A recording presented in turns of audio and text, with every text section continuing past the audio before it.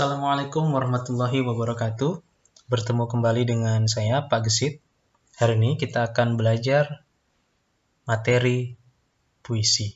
Di sini ada gambar Pak W.S. Rendra, ini sudah almarhum. Beliau adalah salah satu pembuat puisi ya di Indonesia, terkenal dengan puisi-puisi yang mengkritik pemerintahan.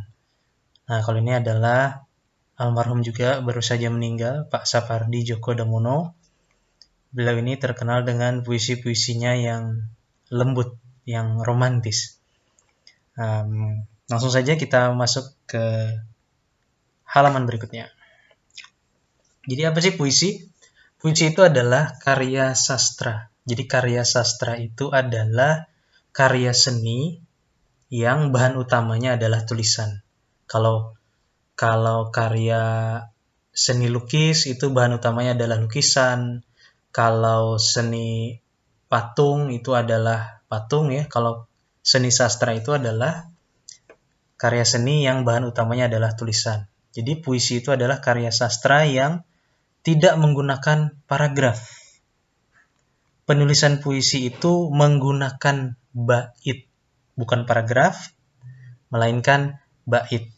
Apa itu bait? Bait itu adalah yang ditulis dengan cara sebaris, dilanjutkan ke bawah, dan seterusnya. Ke bawah, ke bawah, ke bawah, dan ke bawah. Masih bingung? Kita lihat contohnya seperti ini. Nah, ini disebut bait. Ini satu bait. Nah, jadi setiap satu baris, dia langsung dilanjutkan ke bawah. Di enter, kalau kita mengetik itu ditekan tombol enter, lalu dia ke bawah. Lanjutannya ditekan enter lagi, lalu ke bawah lagi. Ini nama satuannya adalah bait, jadi ini satu bait. Ini kita menyebutnya satu baris, bukan satu kalimat. Kalimat itu kalau di dalam paragraf. Karena ini bukan paragraf, kita menyebutnya satu baris atau nama lainnya adalah satu larik. Jadi ini baris ke-1 atau larik ke-1, baris kedua atau larik kedua, baris ketiga atau larik ketiga. Nah, dia karena tidak berbentuk paragraf, kalimat di dalam puisi tidak menggunakan titik. Nah, kalau di dalam paragraf ya, kalimat yang umum itu harus ditutup dengan tanda titik. Kalau dalam puisi tidak menggunakan titik. Jadi langsung di-enter saja untuk melanjutkan. Nah, karya sastra yang menggunakan paragraf disebut prosa. Contohnya adalah cerpen dan novel. Nah, kalau di dalam cerpen dan novel kan bentuknya seperti ini, dia paragraf. Paragraf itu satu kalimat selesai ditutup dengan tanda titik, kemudian disambung di sebelah. Aku duduk sendirian di bangku taman, titik. Disambung lagi kalimatnya di sebelah. Kalau puisi, selesai satu baris langsung disambung ke bawah. Jadi ingat, kalau puisi itu adalah karya sastra yang menggunakan bait, kalau yang menggunakan paragraf disebut prosa. Ingatkan hurufnya saja, PR berarti itu paragraf ya. Prosa berarti menggunakan paragraf. Nah, berdasarkan penjelasan tadi, berarti pantun termasuk karya sastra dalam bentuk apa? Dalam bentuk puisi atau prosa? Nih contoh pantun nih. Kalian tentu sudah mengenal pantun sejak SD. Kupu-kupu hinggap di pagar, dia terbang saat ku kejar. Kalau kamu malas belajar, tidak akan menjadi pintar. Dia menggunakan paragraf atau tidak?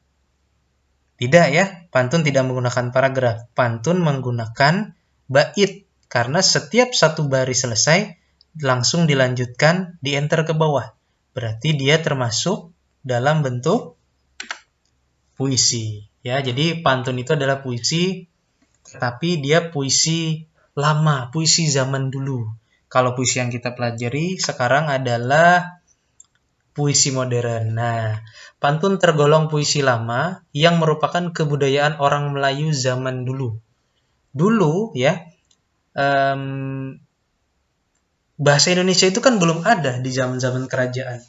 Jadi dulu kita masih, karena kita masih satu rumpun dengan orang-orang Melayu di Malaysia, jadi wilayah wilayah kepulauan di Nusantara itu bahasa pengantar yang digunakan ya adalah bahasa Melayu. Nah, orang-orang zaman dulu ketika masih menggunakan bahasa Melayu sudah memiliki karya seni. Mereka membuat puisi itu dalam bentuk pantun. Makanya di dalam sinetron Upin Ipin ya, si Jarjit itu dia berpantun karena memang pantun itu adalah budaya orang Melayu sejak zaman dulu. Nah, puisi yang kita pelajari adalah puisi modern, jadi bukan pantun ya, ini puisi yang modern. Nah, persamaan puisi modern dengan pantun, mereka sama-sama dalam bentuk bait, tetapi cara penulisan isinya beda. Kita lihat bagaimana bedanya. Nah, di sini ada bentuk pertama, di sini ada bentuk kedua. Coba kita lihat dulu, kira-kira yang mana yang pantun, yang mana yang puisi modern.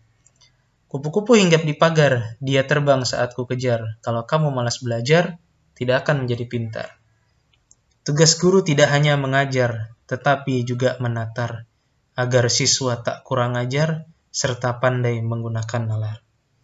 Nah, kita lihat dulu deh jawabannya ya. Jawabannya, nah yang ini adalah pantun, yang ini adalah puisi modern. Di mana bedanya? Bedanya adalah pantun itu, ini walaupun sama-sama 4 baris ya, tapi bedanya adalah, nih saya beri warna berbeda, di sini merah, di sini biru. Pantun itu ciri khasnya, dia memiliki topik yang berbeda di dalam satu bait. Di warna merah ini, topiknya tentang kupu-kupu. Tiba-tiba di baris 3 dan 4 topiknya berubah menjadi belajar. Ya, jadi kalau pantun itu topik sampiran atau pengantarnya berbeda dengan topik isi. Kalau puisi modern, semua baris dalam satu bait itu topiknya harus sama, membahas satu hal yang sama, tidak boleh berubah topik. Nah, itu ya perbedaannya. Kemudian kita masuk ke syarat puisi yang baik. Puisi itu ada yang baik, ada yang kurang baik, atau kita sebut saja lemah ya, kekuatannya lemah. Kalau kamu lihat lagu ya, lagu itu termasuk puisi ya, karena dia tidak menggunakan paragraf, dia kata-katanya menggunakan majas, menggunakan makna yang tersembunyi, dan disusunnya itu baris ke bawah ya. Jadi dia lagu itu termasuk puisi. Nah, lagu yang kamu dengar itu kan ada lagu yang bagus, liriknya bagus, maknanya bagus. Ada juga lagu yang ya sederhana saja, tidak menyimpan makna tersembunyi, terlalu mudah dimengerti, sehingga ketika kita mendengarkannya itu tidak ada proses berpikir untuk memahaminya. Nah, jadi untuk membuat puisi ini ada 4 syarat supaya puisi kamu menjadi baik. Nah, syarat pertama adalah memperhatikan rima. Rima itu adalah persamaan bunyi akhir seperti ini. Ini bunyi akhir ya. R. Nah, jadi puisi yang bagus itu bunyi akhirnya sama. Kemudian menggunakan majas. Nah, majas sudah kita pelajari di pertemuan sebelumnya ya. Jadi puisi yang bagus itu menggunakan majas. Kenapa? Supaya ketika orang membaca puisi kita, orang tidak bisa langsung mengerti. Dia berpikir dulu, ini artinya apa ya? Nah, kenikmatan membaca puisi itu adalah ketika kita berpikir, mencari-cari arti sebenarnya dari hal yang disampaikan dalam puisi. Nah, terutama ya, majas yang digunakan itu kalau mau bagus puisi kamu, utamakan dia menggunakan metafora dan majas personifikasi. Yang berikutnya adalah tidak mengulang-ulang partikel ku, mu, dan-nya di akhir baris. Ku, mu, dan-nya ini maksudnya adalah aku, kamu, dan-nya. Misalnya begini, hidupku, kemudian kebahagiaanmu, miliknya, itu yang dimaksud ya, partikel itu imbuhan. Nah, kemudian yang keempat, kalau bisa memberikan kebaikan yang berdampak bagi orang lain, kalau bisa. Kalau tidak bisa, tidak apa-apa, yang penting sudah mencakup 3 syarat yang sebelumnya ini. Nah, ini contoh ya, contoh ada sebuah puisi.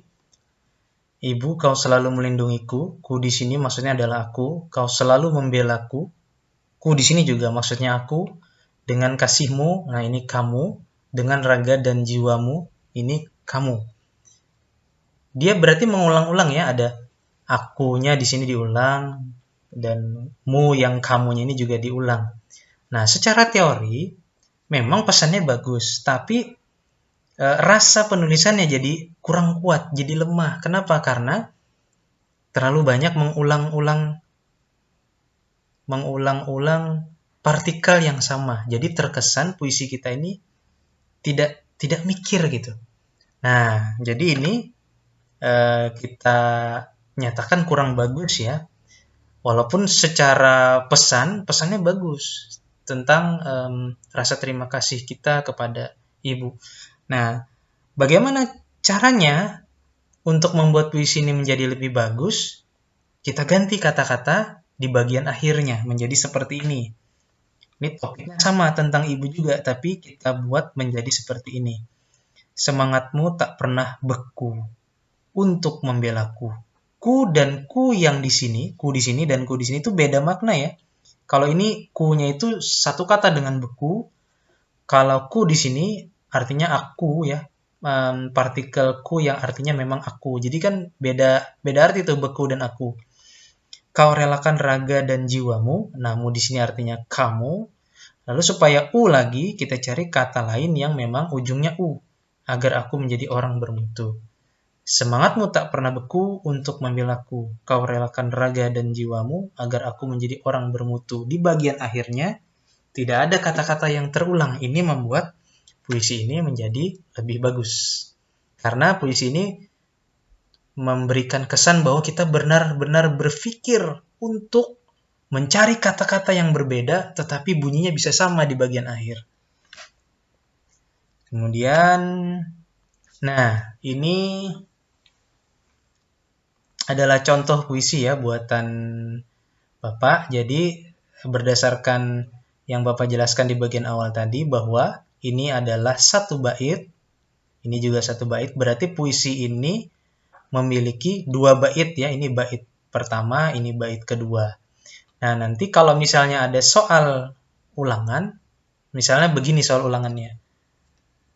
Pada baris kedua, bait kedua, berarti di sini ya, ketika aku bukan anak-anak lagi. Nah, jadi yang harus kalian pahami adalah konsep bait itu apa, baris itu apa, dan larik itu apa. Larik sama dengan baris ya, jadi ini baris kedua atau larik kedua pada bait pertama. Ini baris ketiga atau larik ketiga pada bait kedua. Nah, kita lihat di sini perbedaannya adalah pada bait pertama itu bunyi akhirnya u semua, beku, membelaku, jiwamu bermutu. Tapi pada bait kedua, bunyi akhirnya itu ada perbedaan. Di sini i, kemudian di sini i, 3 dan 4-nya ah dan ah. Apakah boleh? Boleh. Yang penting ada yang sama. Yang penting ada yang sama. 1 dan 2 sama, 3 dan 4 sama. Nah, pada bagian ini rimanya atau bunyi akhirnya disebut a, dan pada bagian bait kedua rimanya disebut dengan rima AABB. Jadi maksudnya A kan sama kan, 1 2 sama, 3 4 sama. Tapi 3 4-nya berbeda dengan 1 2. Jadi AABB. Kalau ini sama semua disebut, kalau yang bait pertama ini sama semua bunyi akhirnya disebut AAAA. Baik, sampai situ saja penjelasan saya. Nanti mungkin akan kita coba untuk membuat puisi sendiri berdasarkan penjelasan yang sudah saya sampaikan. Semoga bisa dipahami. Wassalamualaikum warahmatullahi wabarakatuh.